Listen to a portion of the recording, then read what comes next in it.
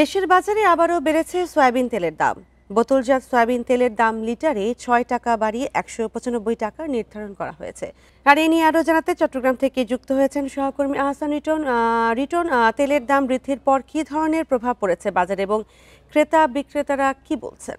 দেখুন, নতুন যে দামটি নির্ধারণ করা হয়েছে অর্থাৎ বাড়তি যে দামটি নির্ধারণ করা হয়েছে এখন পর্যন্ত আসলে আমরা চট্টগ্রামের বাজারে তেমন সেটির কোনো প্রভাব দেখছি না। আমরা কিছুক্ষণ আগেই চট্টগ্রামের যে কাজীরদেরি বাজার আমরা এসে সেখানে বেশ কয়েকজন ব্যবসায়ীর সাথে আমরা কথা বলেছি, দোকানদারের সাথে কথা বলেছি। তারা বলেছেন যে ইতিমধ্যে তেলের দাম বৃদ্ধির যে খবর সেটি তারা শুনেছেন, তবে তাদের কাছে এই মুহূর্তে যে সমস্ত তেলগুলো আছে সেগুলো আসলে আগের দামে কেনা, সঙ্গত কারণে তারা সেইগুলো আগের দামেই বিক্রি করার সিদ্ধান্ত নিয়েছেন। এবং যেহেতু মাত্র সকাল হয়েছে আমরা এখনো পর্যন্ত কোনো ক্রেতার সঙ্গে কথা বলার সুযোগ পাইনি, কিন্তু নানাভাবে আমরা যেটা দেখছি সেটি হচ্ছে এই যে ভোজ্য তেলের দাম বাড়তি প্রতি নানা ছলছুতো যে দামটি বাড়ছে, এটিতে আসলে যারা সাধারণ ক্রেতা রয়েছেন তাদের মধ্যে একটি বিরূপ প্রতিক্রিয়া অন্যান্যবার যেমন ছিল এবারও থাকবে।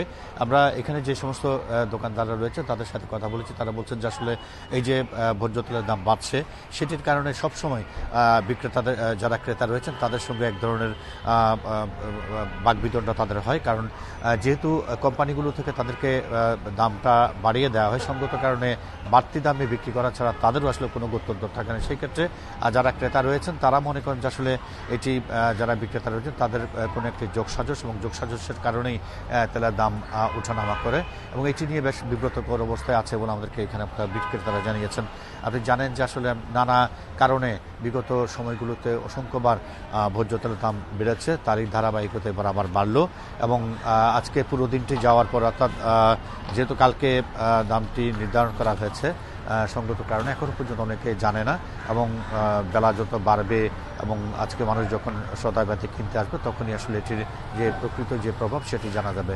আমরা দোকানদাররা প্রত্যাশা করেন যে এটি একটি সহনীয় পর্যায়ে দামটি থাকবে, তাহলে ক্রেতাদের সঙ্গে তাদের যে বাকবিতণ্ডা কিংবা ঝগড়াঝাটি সেটা থেকে তারা মুক্তি পাবেন এবং উভয় পক্ষ মিলে সুন্দর একটি বাজার তারা করতে পারবেন। তো এই হচ্ছে চট্টগ্রামের বাজার থেকে আমার কাছে ভোজ্য তেলের দাম নিয়ে এখন পর্যন্ত সর্বশেষ। আমরা অপেক্ষা করছি যে বেলা বাড়ার সাথে সাথে এখানে ক্রেতারা আসবেন, তাদের কাছ থেকে আসলে প্রকৃত যে প্রভাবের যে বিষয় সেটি আসলে আমরা জানতে পারব। আবারও তেলের দাম বেড়েছে সে বিষয়ে বিস্তারিত জানাচ্ছিলেন সহকর্মী আহসান রিটন।